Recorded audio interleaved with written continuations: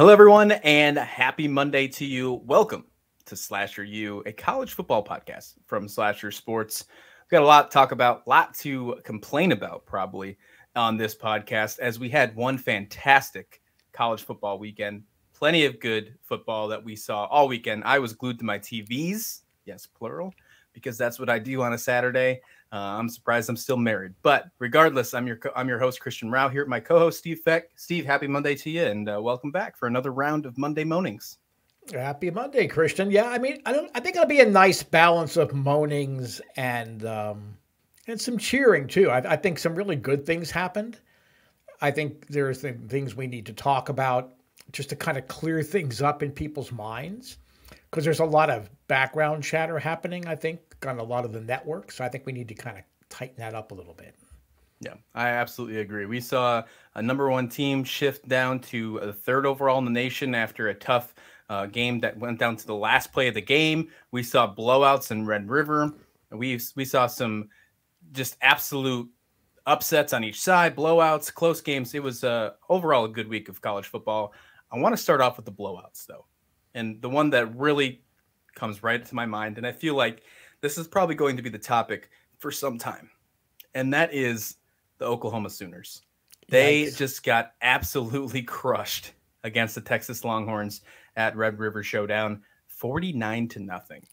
Quinn Ewers returns against the Sooners. He strolled. I mean, he looked like he was just on a Saturday stroll. He looks really good. Don't get me wrong. Really makes me wonder, again, if he played that full game against Alabama, if Texas could have did something. They would, if you would have played against Texas Tech. Are we looking at an undefeated Texas team if Quinn Ewers is still there? Because he has that offense under control.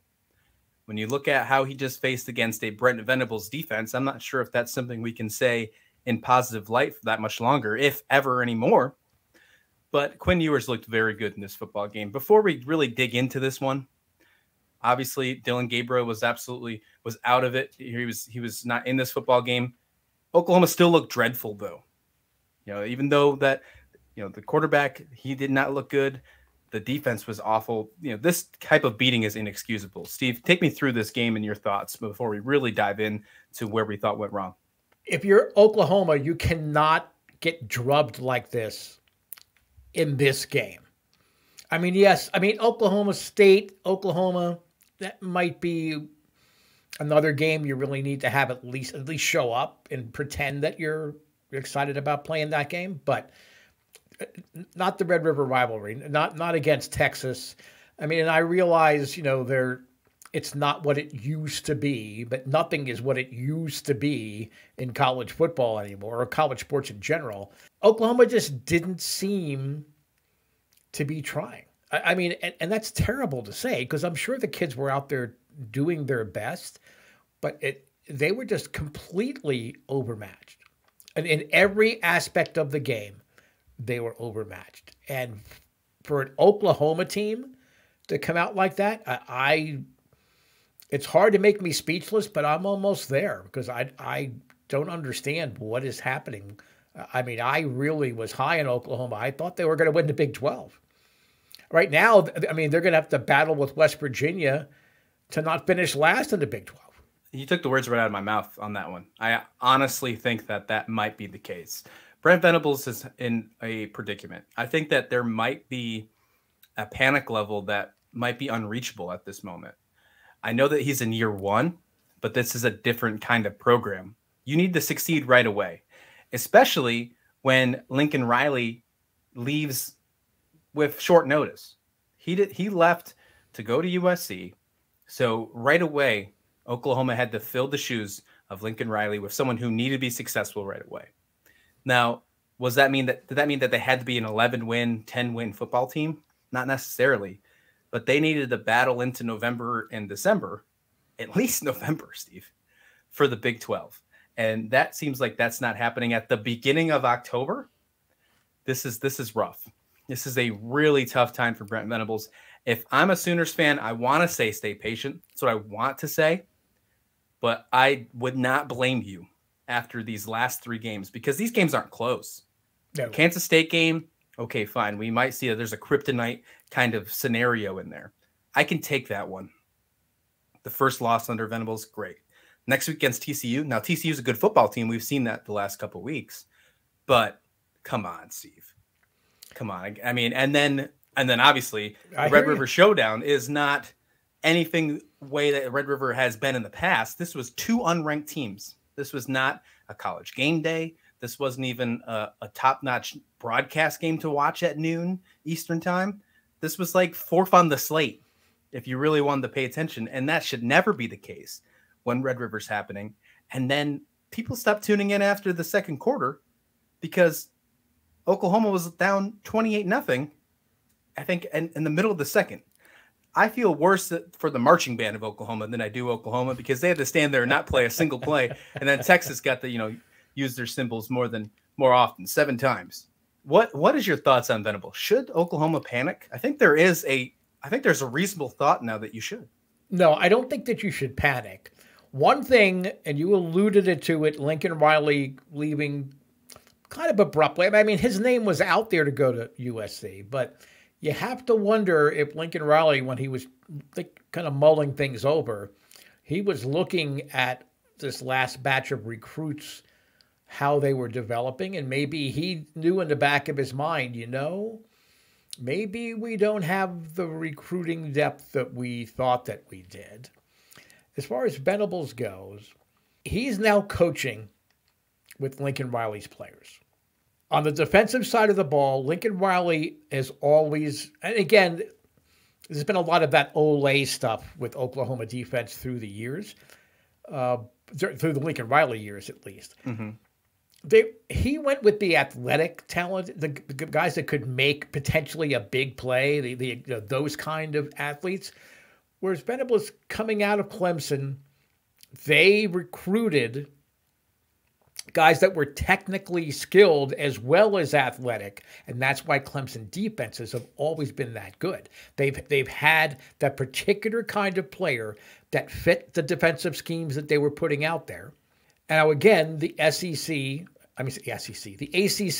does not have the amount of wide open offenses that the Big 12 has. But I think really you have to give him this year to see who they can bring in the transfer portal, because now you would think, oh, this is going to hurt people wanting to go to Oklahoma. There are players that are going to go into this transfer portal and say, I can make a difference right away at one of the premier programs in the country. So it actually might benefit him. I mean, if Oklahoma was really good, and you have to think about, do I want to go to Oklahoma? Do I want to go to, I don't know, Nebraska or whatever, where I have more chance to play? Everybody's going to have a chance to play in Oklahoma. And I think Venables is going to do that here. I think the rest of the year, he's playing with house money. He might as well start bringing in some younger guys, bring up some second stringers to see what they do with the first string. So panic time? No. I mean, are Oklahoma fans panicking? Yes. I mean, I have a very, very dear close friend whose boyfriend and fiance was a diehard Oklahoma fan until 2 weeks ago. And now suddenly goes, I don't care about Oklahoma anymore. I'm going to root for whoever. I think he's rooting for Penn State or Pitt or some local school. I mean, that's how a big part of the fan base might be feeling now. But it's still a dream job for any college coach. It's still a destination for players. It'll work out. I mean, you're going to have a bad year once in a while. I have seen some interesting social media too. I've seen some people say, I'm just going to take a year off for Oklahoma. They'll be back next year. So you're going to not pay attention to them? Like, I don't know. Not going to question people's fanhood on this podcast. But I will say that it is difficult, especially in big schools like Oklahoma. You see it with other big name schools that usually sit in the top 10. I mean, Oklahoma was 6th at the beginning of the season for preseason. But at the beginning of the year, or at the beginning of a coaching regime, it's hard to brush off first impressions. It is very difficult to do so. We've seen that. The first one that pops to my mind is Rodriguez from Michigan. Okay, that was a pretty rough first impression. I can probably spit out a few other ones. I think maybe the only one that it has really successfully helped themselves after a bad first impression might be Dave Miranda. Now, Brent Venables could be that person. We saw him succeed in Clemson as a defensive mastermind. And you're right. He does not have his recruits. Now, he might have more of his team than a prior first season coach might have because of the transfer portal, but still not enough. Still not enough. This isn't a situation where you're in year 3, year 4, and you are starting to have your recruits, your team, your system intact. Oklahoma was set to have a mediocre season after an abrupt leaving of Lincoln Riley. Brett Venables was put in a rough situation. Hopefully the athletic director of Oklahoma understands that and doesn't take the heat from the boosters and the crowd and the fans and decide to push Venables out of the way. Because as we said last week, because unfortunately we talked about Oklahoma as bad as they were last week, if you send Venables out, you're right in the same back position as you are right now, year 1. With that being said, though, Steve, Brett Venables was a defensive coordinator for Clemson. Probably for the last 6 to 8 years, we could say he was probably the best defensive coordinator in college football. I feel like you could make that argument. There's probably going to be some that pops up here and there, but I feel like it's very easy to make the argument that Venables is in that conversation for at least for a good part of the last decade. What I'm getting at is that once they take that next step to head coach under the Dabo Swinney coaching tree, it doesn't really seem to work out. Now, the panel's still out on Brent Venables, who right now is winless in the Big 12. Tony Elliott, the head coach of UVA, who is currently winless in the ACC. But let's look at Jeff Scott. He's at USF, 4-22. Chad Morris had probably the worst coaching record in SEC history, basically, with his run at 4-22, or I'm sorry, 4-18 at Arkansas. I know you have some strong thoughts about this, so I want to hear. But what's your thoughts about the success of a Dabo Swinney coaching tree once they leave Clemson? There's no such thing as a coaching tree. It's like analytics. It's like expected whatever in whatever analytics you use for sports. It's what happens on the field. It's not what's expected. When you come out of a system, and we already talked about, you're inheriting the existing players, the existing recruiting classes. You have 1 year basically that you have to try to figure out who's who, get the most out of whatever. You also have to factor in to the equation. Many of the coaches you just mentioned went to programs that were in trouble, and they were in deep trouble. UVA was in deep trouble. USF, I mean, they did a great job creating that program, but they really haven't been relevant, for a very long time. I mean, UCF surpassed them, and everybody thought USF, that was going to be the next big Florida powerhouse. It's never played out that way. And that's the key phrase, played out. It's not Dabo Swinney's fault that these guys are not succeeding.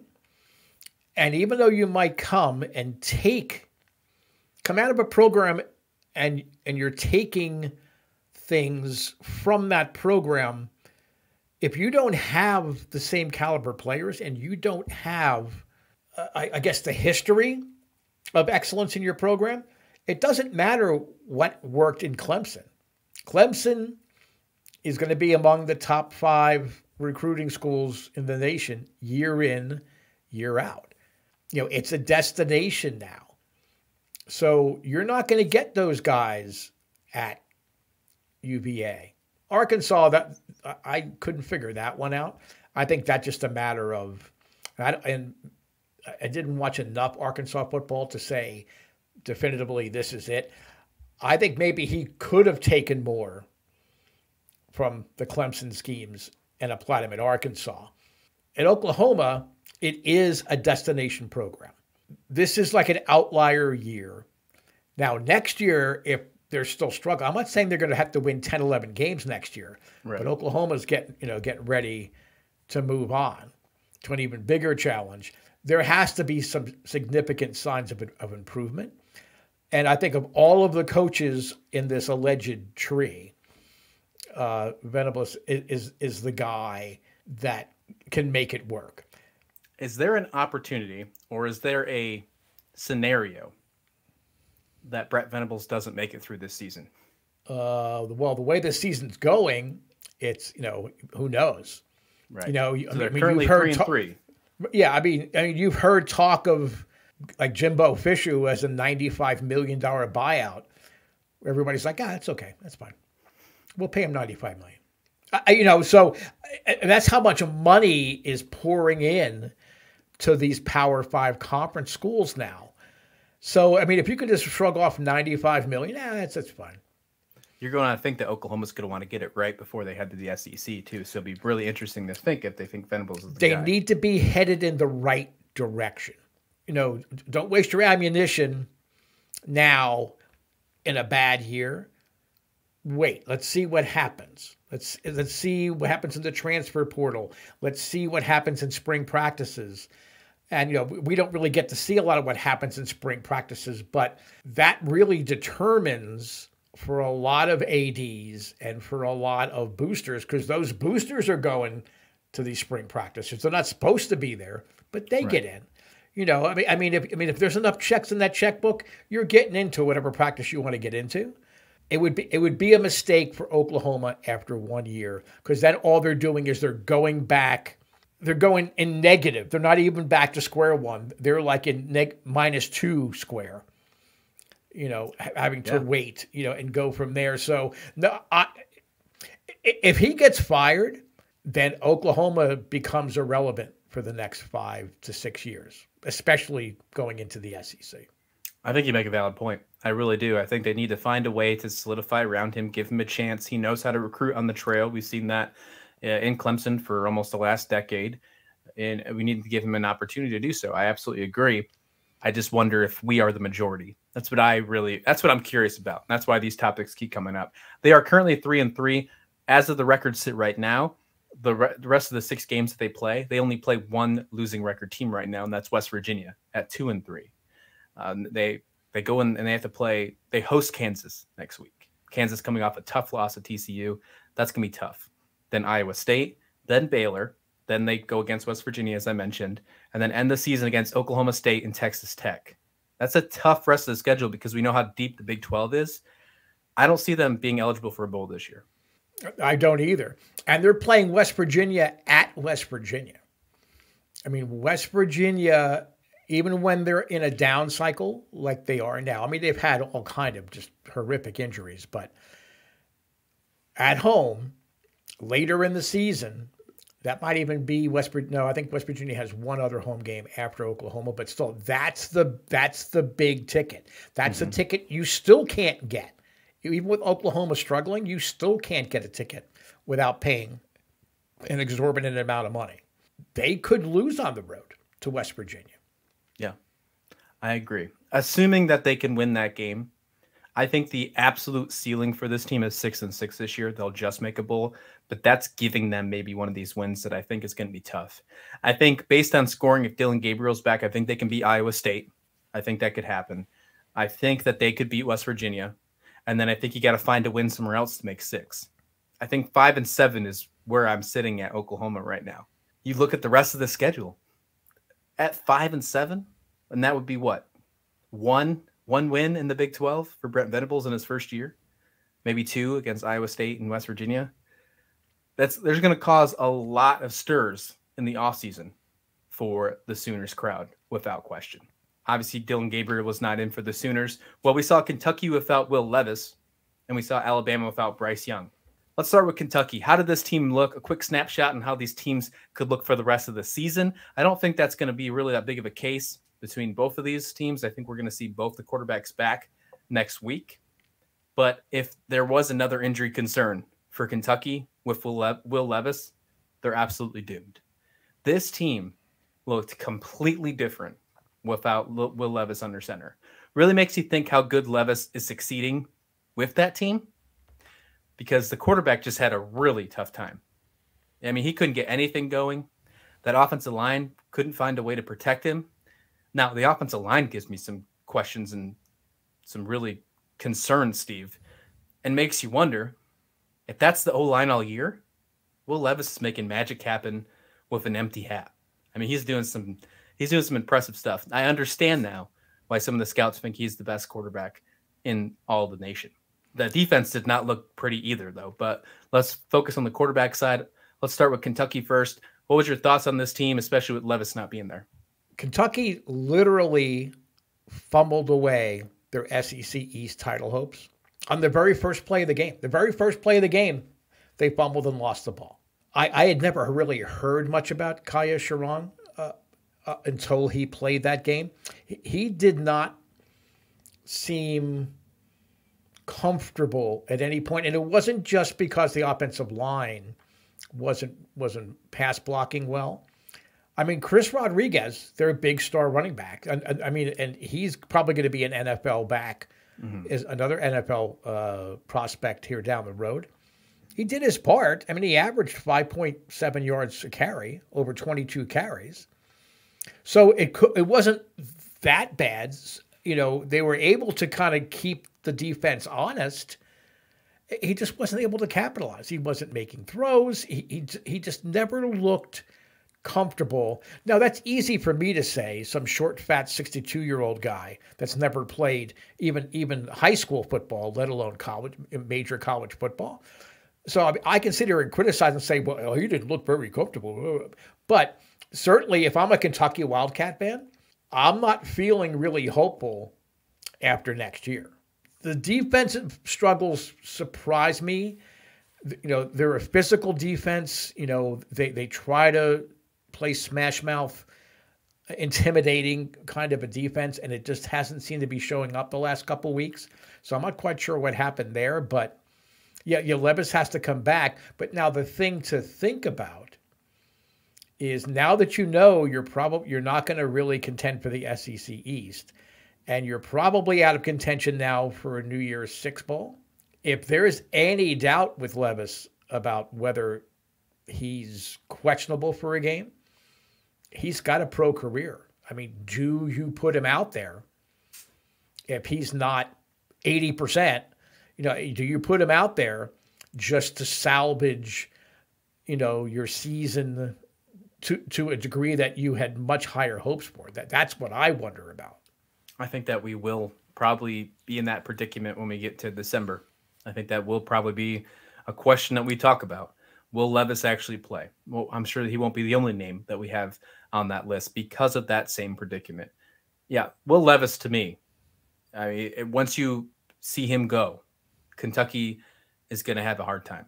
The quarterback that played on Saturday, I'm pretty sure he just played himself out of being the starter for next year. Kentucky's going to probably look for the transfer portal for next season for this quarterback. That fumble you said, they fumbled out of the SEC championship, first play of the game. It was off this weird reverse. They don't probably make that play if Levis is under center. Right. Looking on this Alabama side, though, we saw Bryce Young not play. He's still dealing with an AC joint in his shoulder.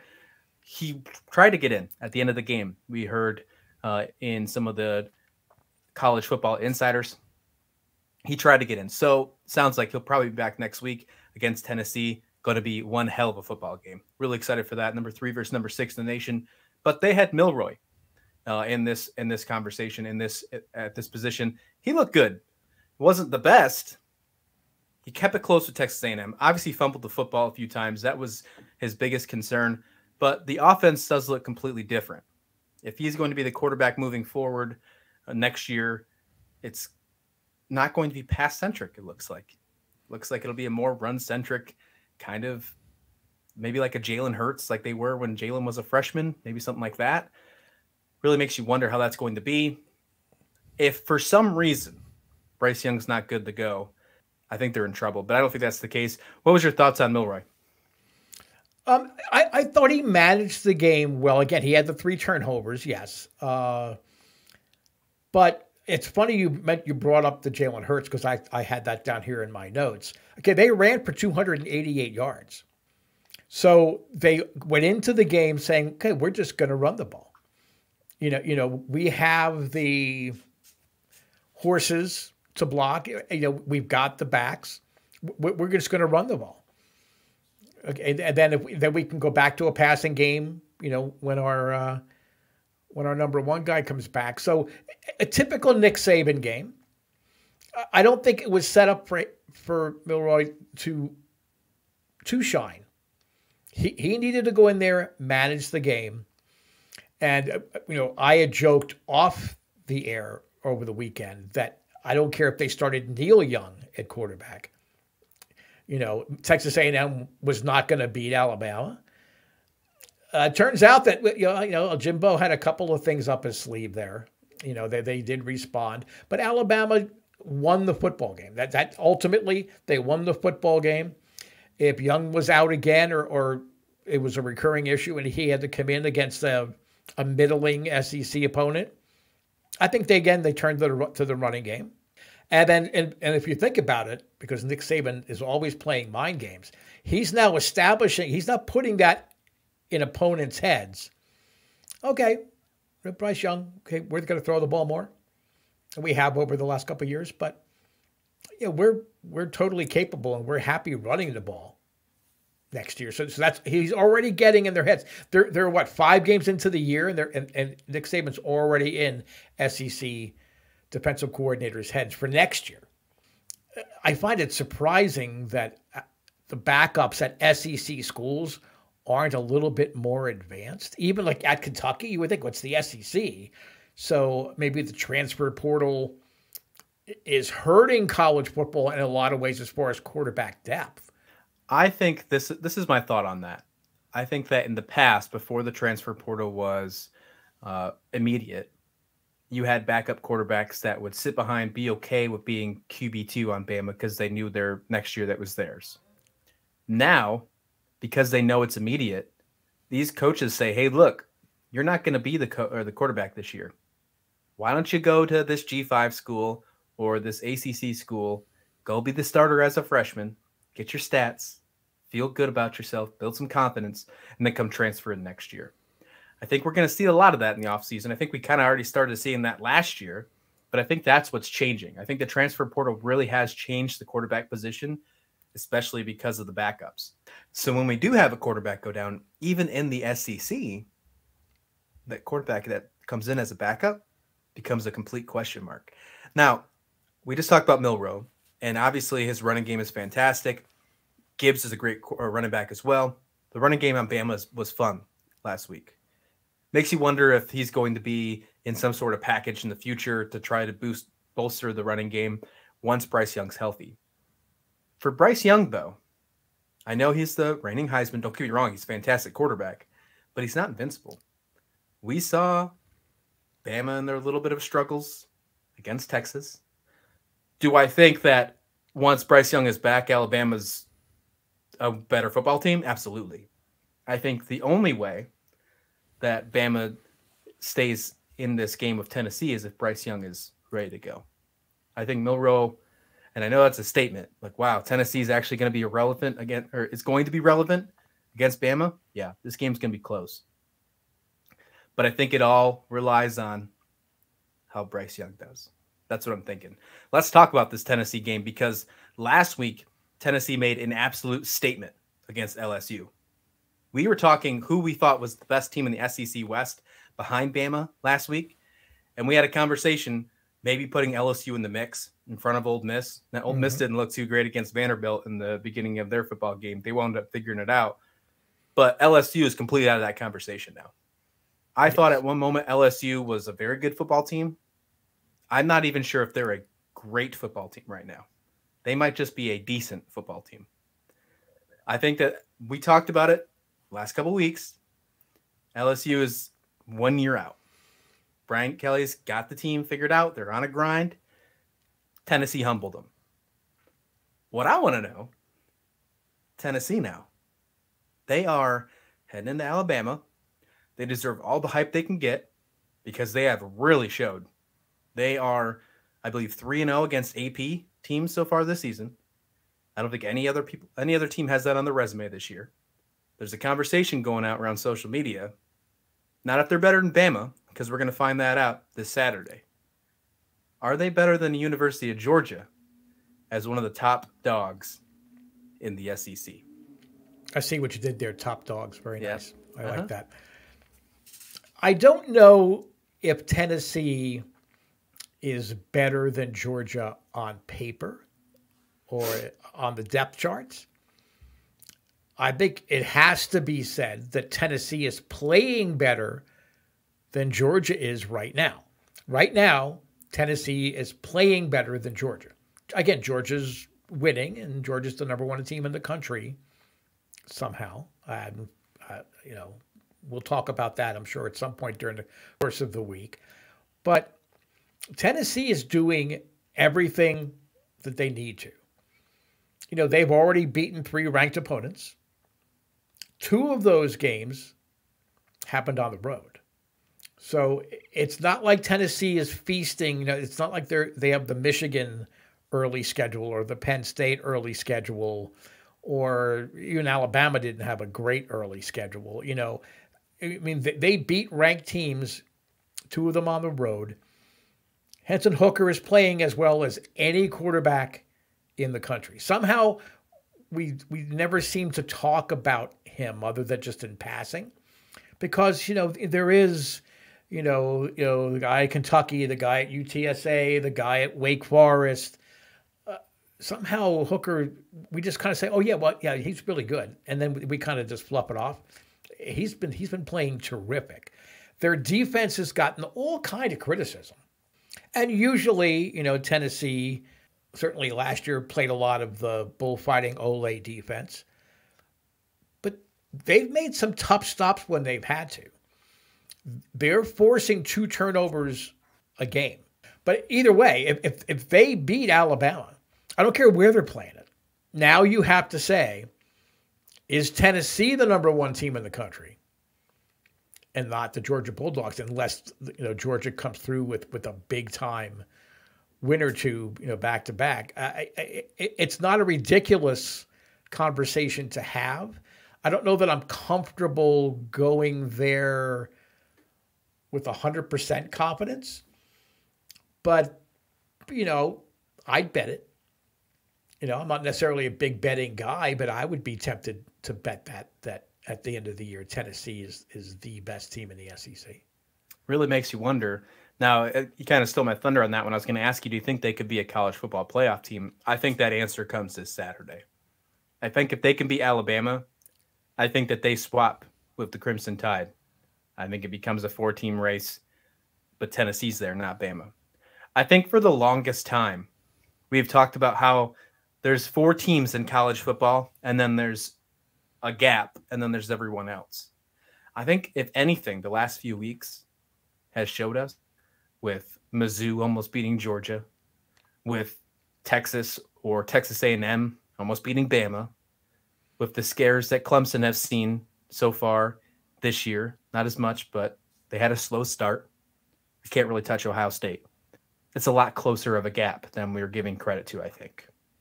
And I think there's some other teams, and I think Tennessee is one of those, Michigan included, other teams like that are a lot closer to those 4 teams.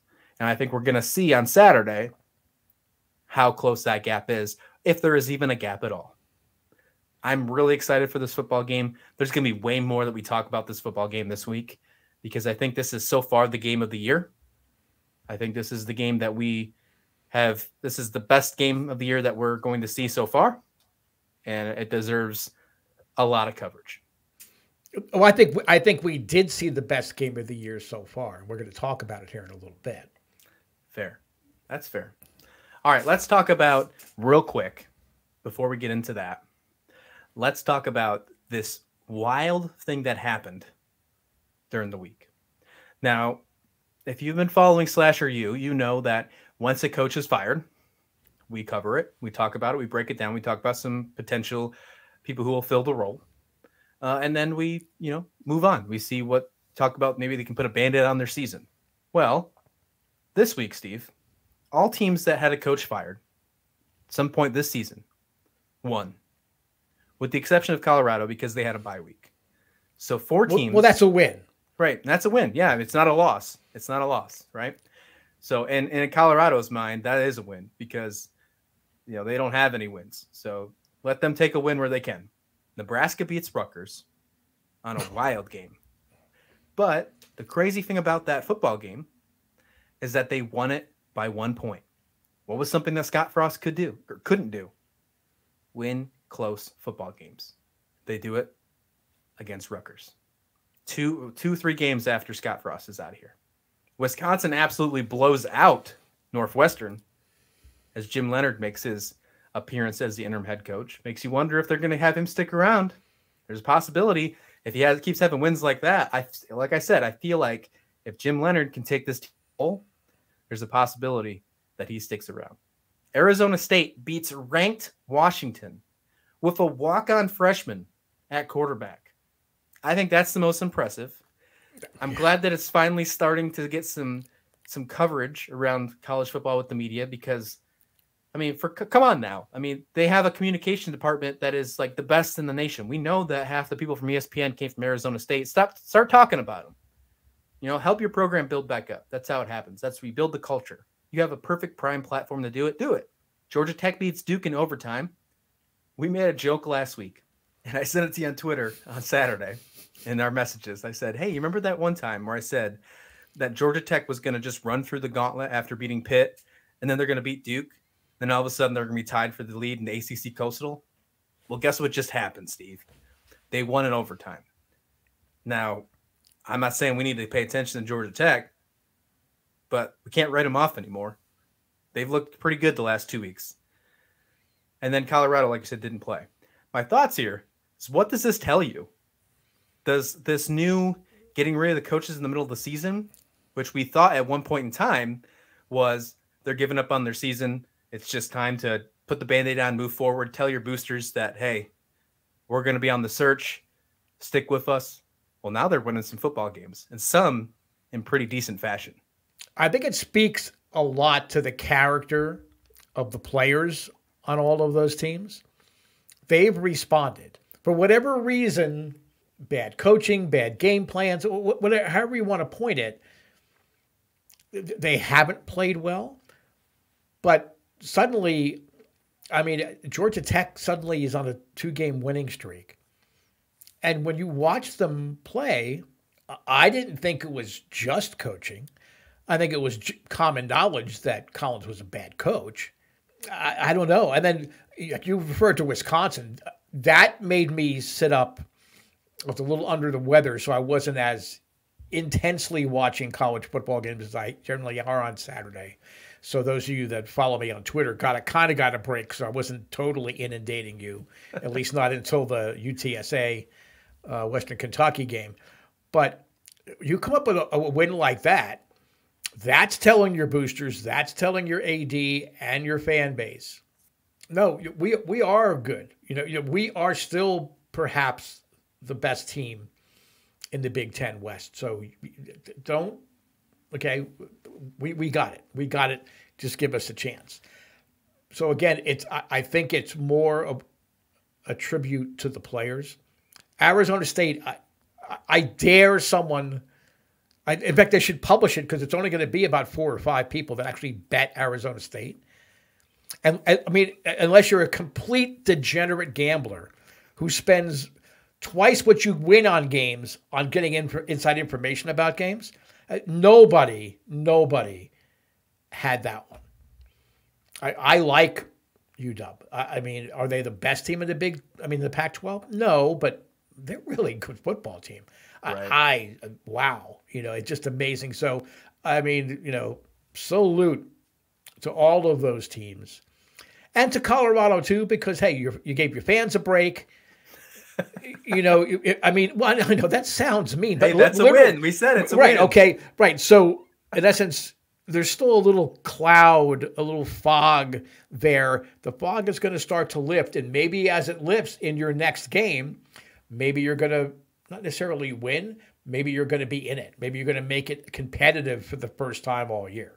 Yeah, they have an opportunity to do that as they host Cal this week. Cal hasn't been the best team this year, so there could be an opportunity to get their first win. Could happen. I'm not going to hold my breath over it. Steve, if I told you that we're in the middle of the season and Georgia Tech and UConn had a winning streak, a 2-game winning streak at that, and Oklahoma had a 3-game losing streak, would you believe me if I told you that at the beginning of this offseason? Absolutely not. Well, that's where we're at right now. Absolutely wild. What a year so far. And we're only about halfway through. Insane. It really makes you wonder what's going to happen with the rest of these years, or the rest of this team. Do you see any of these teams make a bowl? Really, what I'm pointing at is Wisconsin and Georgia Tech. I think those are the only two that have a really opportunity. Nebraska's a really long shot. Don't see it happen with Arizona State or Colorado, obviously. But what about Wisconsin or Georgia Tech? Could you see them getting the 6 wins? I do see Wisconsin getting the 6 wins. I do, and I think they proved that regardless of how the coaching situation flushes out, that they're a good enough football team that they deserve a bowl. Again, they're going to be a New Year's Day 6 bowl, no, but they're going to be playing in a bowl game. Their fan base travels well. Yeah, I mean their fan base travels well. Obviously entices sponsors of all these bowl games. Georgia Tech, okay, maybe they should be Missouri Tech because I want you to show me again that this is legitimate. I just want to do one quick thing about Nebraska. Are they a bowl team? No. You talked about that was the thing about Nebraska. They can never win the close games. They can never win those 1-point games. You can't win them until you actually do it. So now, hopefully, the first thing that the coaching staff said in practice was no more excuses, no more, oh, well, we were close or whatever it is. You proved you can win close games. Let's do it again next week and then the week after that. So it'll be interesting to see if Nebraska gains a little bit of traction, down the stretch. Are they going to get to 6 wins? No, probably not. But I think it's important to point out, okay, now they have done it. So there are no more excuses. Let's see what they do with it down the road. They got to face Purdue next. That's a really tough challenge, especially how Purdue has looked in the last few weeks. Another Big Ten West showdown. All right, let's talk about the game that I know you and I were glued to end off this Monday mornings. This isn't really mornings. This is a pretty fantastic thing that you and I are both excited about. That UTSA Western Kentucky football game. It deserves all the credit in the world because this football game was absolutely wild. Here's my first couple takeaways before we really dig into this game. One, Steve, I am absolutely shocked that this did not hit the over. I thought we were a solid hit for 72.5. It didn't even get to 60. I thought that it was going to easily be the over, especially after what happened last year, which was 90 points. UTSA was a 6.5-point favorite. They only won by a field goal. This is a really good football game, 31-28 final. Both these teams looked really good. We're going to focus a little bit on the UTSA side because that we are basically honorary roadrunners on this show. Yes. Frank Harris is one of our favorite players. We believe that he deserves a shining chance for the Heisman. You talked about last week that there was an opportunity for 3 wide receivers to average 100 yards per game.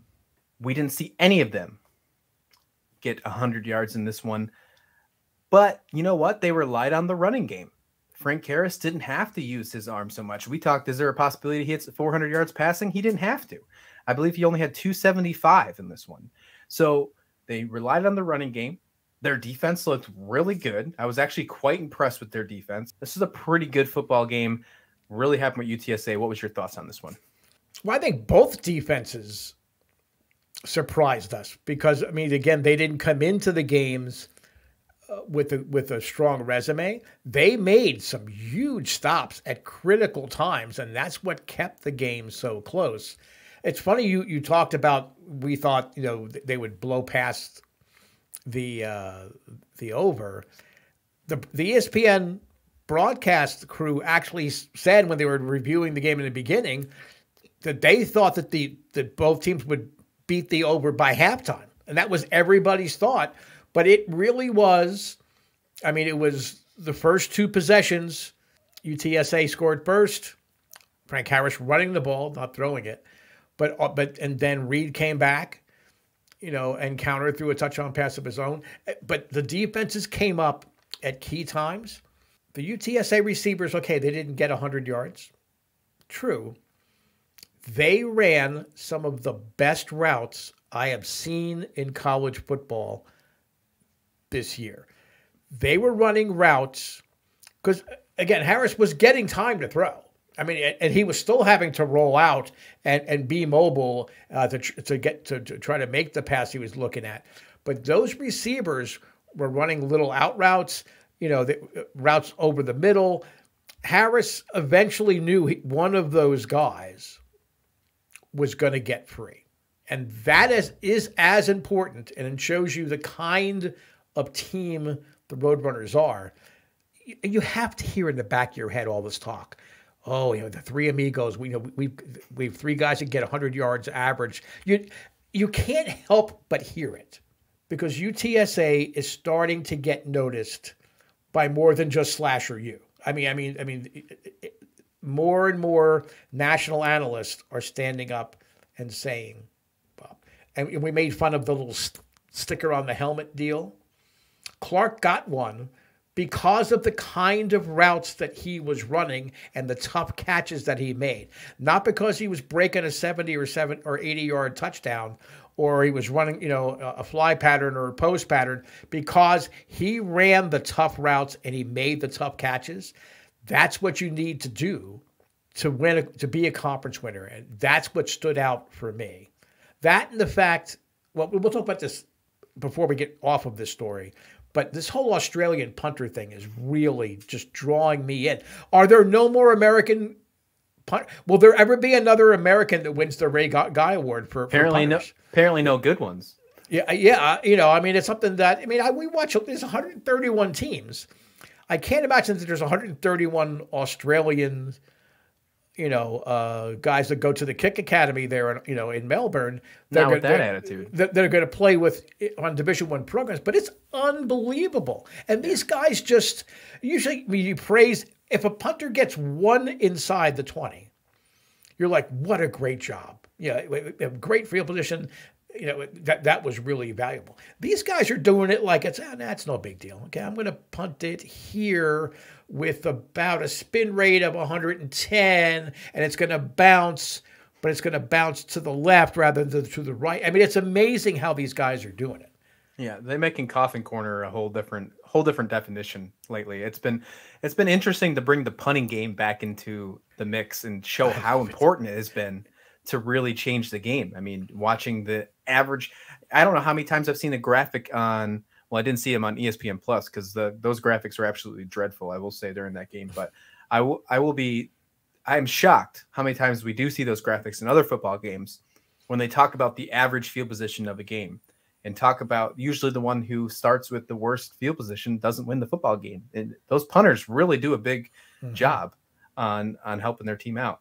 You gave the sticker the Clark. I'm going to give him to Brady and Smith. I think both of those guys really did a great job in the running game. I really do. I think they put the offense on their back because they could. And I don't want, they didn't even control the clock. This game was really even if you look at the team stat line. I believe both of them were about 30 minutes possession time. I think UTSA had them by like 6 seconds. Passing, I think they had them, or overall total yards, I think they had them by like 10 yards at most. So it was a very, very close game. Shout out to Western Kentucky. Austin Reed, fantastic quarterback. Yes. He played good. I am very impressed with Malachi Corley. Said that last week as well. He had a great week 0 coming out. He's only a sophomore, and he's doing some wild things on the field. We're going to be talking about him for a long time. I hope he stays in the group of 5, doesn't transfer to a Power 5, but he has the opportunity to do so. So shout out for Western Kentucky because they really did play a good football game. However, UTSA heads to 4-2, 31-28 final. Frank Harris, as we love to talk about on this game, didn't throw for 400 yards, but he throws a touchdown pass, rushes for one as well to start the game out, which was a pretty incredible run, his 5th touchdown rush of the season. I'm still really impressed by this guy, Steve. He's a pro quarterback. Okay. And he showed that because he made the adjustments in his game to give his team the best chance to win. There was a lot of hype. It would have been easy for him to want to go bombs away all the time.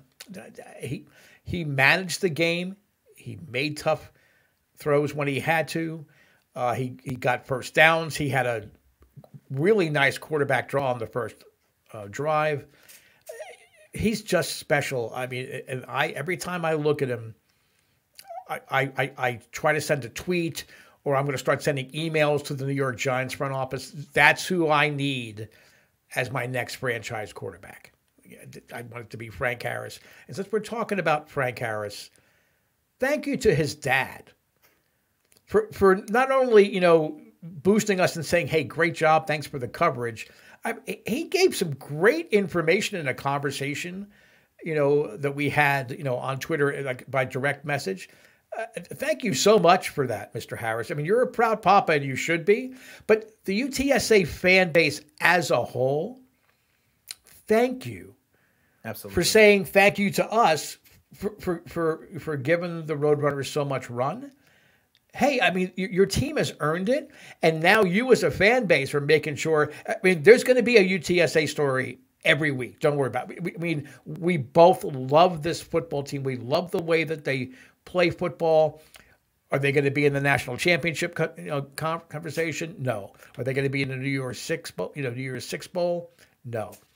But whatever bowl game they're in, it's going to be much watch because they're going to be matched up against a Power 5 school probably, and they're going to take them to school.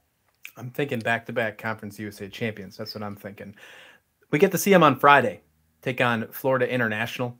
They are favored right now, 33 points in that one. Friday, 8 p.m. Eastern time on that one. It's going to be an interesting football game. FIU is 2-2. UTSA can easily get to 5-2 in this one. Don't sleep on them, obviously. We know what we've seen, what kind of college football year we've seen with teams being favorites. We just saw it in the MAC with, I believe, Eastern Michigan and Western Michigan. They were a 28-point favorite, and they got blown out. So, don't sleep on this team. But that's where the line sits right now. Steve, anything else to add? Well, no, I could do a 2-hour show on UTSA, I think. But again, it's starting to get not just interesting, but it's starting to get exciting. These games are drawing you in every single weekend. And even when teams don't ultimately pull off the upset, it doesn't mean that they're not playing some great football. So, okay, I understand, the baseball playoffs are in swing and, the NFL finds a way to ruin it for every other sport by dominating conversation and dominating media. Find yourself some time. Maybe you can only do it for 2 or 3 hours, but bounce around and watch a lot of the games that are out there, because there are great games in every conference, in every time zone, that it's going to make those 2, 3, 4 hours that you dedicate to college football on a Friday and a Saturday well worth the time. Whatever it is that you could have done, trust me, the amount of great games that are out there, it is worth the effort to find them and sit and pay attention to them. Don't just wait for the ticker along the bottom. Pick a game that interests you, watch it. I guarantee you won't be disappointed. 100%. All right, everyone. Thanks for joining us on this Monday. Again, if you are listening on podcast form, please like and follow, subscribe, rate us wherever you're listening. It does help us out a long way. And if you're watching on YouTube, leave us a comment. Go ahead, give us a like, and then hit that bell button as well, because we are giving you content every single day to this feed for all of college sports. College basketball content is starting very soon as well. So we're just giving it to you all the time. Thanks for joining us. We'll be back here with another episode tomorrow. We'll see you back here then. Take care.